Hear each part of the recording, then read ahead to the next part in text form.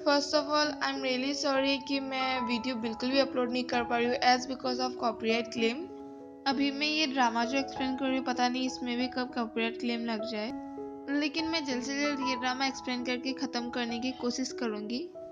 अगर आपने मेरे पहले वीडियोस को नहीं देखा तो प्लीज़ देख लीजिएगा, वरना आपको कुछ समझ में नहीं आएगा। इस पार्ट की शुरुआत में इन हुक इबोनी के दोस्त को कहता है, हाँ तो मिस्टर विटनेस, मैंने सुना था आपने इबोनी और हीजोंग के ब्रेकअप के बाद इबोनी को ऑफर किया था अरे डेट के लिए। वैसे क्या मैं सही कह रहा हूँ? इबोनी का दोस्त कहता है लेकिन ये तो बस मजाक था। इन्ह्यो कहता है लेकिन यहाँ पे तो लिखा है कि आपने उसे बहुत बार पूछा था। इबोनी का दोस्त कहता है जी हाँ बिल्कुल ये सच है। इन्ह्यो कहता है अगर आपको लगता है कि इबोनी किसी को मार सकती है तो क्या आप उसे बार बार डेट के लिए पूछेंगे? और इबोनी ने बार बार आपके ऑफर को रिजेक्ट किया। क्या आपने ये सब इसलिए कहा क्योंकि इबोनी से आप बदला लेना चाहते हैं? आप इबोनी से बदला लेना चाहते हैं क्योंकि उसने आपको रिजेक्ट किया? क्या मैं यही समझूं? क्या मैं कुछ गलत कह रहा हूँ? इबोनी का दोस्त कहता है नहीं नहीं आप गलत समझ रहे हैं। उसकी ज्यादा कुछ कहने से पहले ही वो इबोनी को देखता है और डर जाता है। इबोनी का दोस्त कहता है क्या मैं विटनेस प्रोटेक्शन की मांग कर सकता हूँ? फिर थोड़ी देर बाद हमें इबोनी को दिखाया जाता है। इबोनी कहती है ये सच है कि मैंने ऐसा कहा था और मैंने ये गाना गाया भी था। ये सच है कि मैं उसे पसंद करती थी और ये भी सच है कि उसने मुझे चीट किया था। मैंने वही सब कहा जो मुझे फील हुआ था उस समय। लेकिन ये सच है कि मैंने उसे नहीं मारा। मेरा ऐसा कोई भी इंटेंशन नहीं है कि मैं उसे मार डालूं। अच्छा ठीक है, मान लेते हैं कि मैं उसे मारना चाहती थी, क्या मैं इसके बारे में सभी को बताती फिरती? लोग जो कहते हैं इसका मतलब ये नहीं कि वो हमेशा वही करते हैं। सच बता तो कभी ना कभी लोगों के मन में ये ख्याल जरूर आता है कि वो अपने बॉयफ्रेंड या हस्बैंड को मार डाले। सभी उसे हैरानी से देखने लग जाते हैं। उसकी बातों से तो ऐसा लगता है कि उसने एक्सेप्ट किया है कि उसने ही मर्डर किया है हीजियोंग का। इबोन ही मन में ही सोचती है लगता है मैंने कोई गलती कर दी, शायद मुझे ये नहीं कहना चाहिए था। अब मैं क्या करूं? ये बात पूरी मीडिया में फैल जाता है, सभी को यही लगता है कि उसी ने ही मारा है और उसने एक्सेप्ट किया है। ये बात आग की तरह सभी जगह पे फैल जाती है। कोई इसे मर्डर कहता है तो कोई इसे साइकोपैथ कहता है, कोई कुछ तो कोई कुछ कहता है। फिर हमें जीव को जल्दबाजी में कहीं पे जाते हुए दिखाया जाता है। वो लैब आया था रिपोर्ट लेने के लिए। जीव कहता है हाँ कहाँ है रिजल्ट? डॉक्टर कहता है हाँ रुको इसमें है रिजल्ट।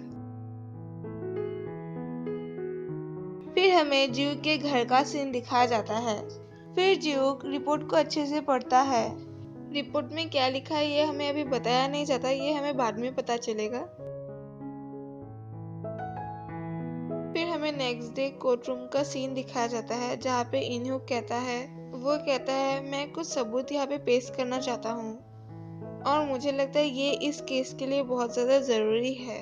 तभी इन्ह्यो खड़ा आता है और कहता है मुझे लगता है ये एविडेंस आपको नहीं लेना चाहिए क्योंकि ये लॉ के खिलाफ होगा, क्योंकि अगर आपको कोई सबूत पेश करना है तो आपको इसे पहले ही कोर्ट में सबमिट कर देना चाहिए था।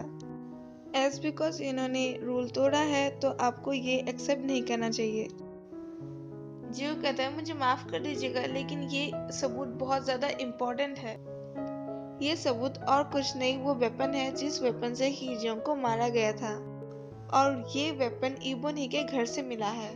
मुझे माफ कर दीजिएगा क्योंकि मैं ये वेपन सबमिट नहीं कर पाया, क्योंकि ये वेपन मिलते ही मैंने लैब में टेस्ट करने के लिए भेज दिया था और इसमें हीजियोंग के ब्लड सेल्स मिले हैं और इसका रिजल्ट मुझे कल ही मिला है, सो मैं इसे समय से सबमिट नहीं कर पाया। आई होप आप समझेंगे। तभी इन्ह्यो कहता है हम कैसे मान लें कि ये असली सबूत है? जो वेपन पुलिस के इतना सर्च करने के बाद भी हमें नहीं मिलता है और अचानक से ये वेपन अपीयर हो जाता है और आपको मिलता है, क्या इसका कोई भी सेंस है कि ये वेपन सिर्फ आपको ही मिला? और सबसे जरूरी बात ये है कि इसी वेपन से हीजियोंग को मारा गया था। क्या इसके बारे में आप हमें समझाने की कोशिश करेंगे मिस्टर जियोक? योर ऑनर, मुझे लगता है कि आपको ये सबूत एक्सेप्ट नहीं करना चाहिए। तभी जज कहते हैं, मैंने डिसाइड किया है कि मैं ये ज़रूर एक्सेप्ट करूँगा, लेकिन मुझे सबसे पहले फॉरेंसिक डॉक्टर से बात करनी है। तभी जियोक फॉरेंसिक डॉक्टर से पूछता है, डॉक्टर, आपने कहा था कि ये नाइफ वैसा ही है जिस नाइफ से ही जियोंग को मारा गया होगा। ही जियोंग की चोट के मुताबिक ये नाइफ वैसा ही है जिस नाइफ से ही जियोंग को मारा गया था। क्या आपने मुझे ये नहीं कहा था? डॉक्टर कहते हैं, जी बिल्कुल। अगर मैं ही जियोंग की चोट का साइज देखूं और अगर मैं वेपन का साइज देखूं तो मैं ये इजीली एस्टिमेट कर सकता हूँ कि ये वही वेपन है जिस वेपन से ही जियोंग को मारा गया था। इन्ह्यू कहता है, हाँ, तो जो वेपन हमें इतना ढूंढने के बाद भी नहीं मिलता है वो हमें आज अचानक से मिल जाता है। क्या ये कुछ अजीब नहीं है? हाँ, ये बात अलग है कि ये बहुत ज्यादा अनलकी है, लेकिन अगर ऐसा हो कि ये एविडेंस नहीं, इसे बना के दिखाया गया है। मेरा मतलब है कि एविडेंस ना हो के भी इसे एविडेंस की तरह प्रूफ करने की कोशिश की गई हो। ऐसा भी हो सकता है कि ही जियोंग के कपड़ों में जो खून लगा हुआ था, ही जियोंग का उसी खून को इस नाइफ में ट्रांसफर किया गया है। क्या ये ऐसा नहीं हो सकता डॉक्टर? डॉक्टर कहते हैं, जी बिल्कुल, मैं ये नहीं कह सकता कि ये इम्पॉसिबल है, ये हो सकता है। इसी के साथ ये पार्ट यहीं पे खत्म हो जाता है। Thank you so much for watching.